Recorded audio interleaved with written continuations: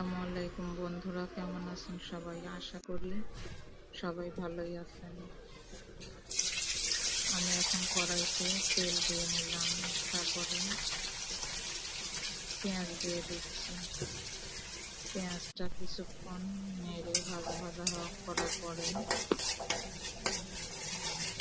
তাতে আমি সব রকমের মশলা দিয়ে দিলাম। হলুদ গুঁড়া, মরিচের গুঁড়া, ধনিয়া গুঁড়া, জিরা বাটা, পেঁয়াজ বাটা, আদা বাটা, রসুন বাটা, লবণ করতে পেঁয়াজের মধ্যে ঢেলে কিছুক্ষণ নেড়ে নিয়েছি।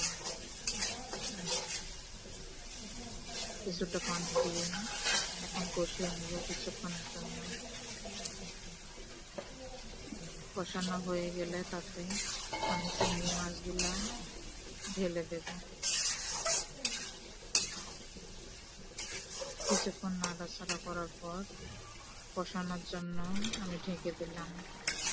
এরপরে আবার একটু ঢাকনা তুলে নেড়ে নিচ্ছি।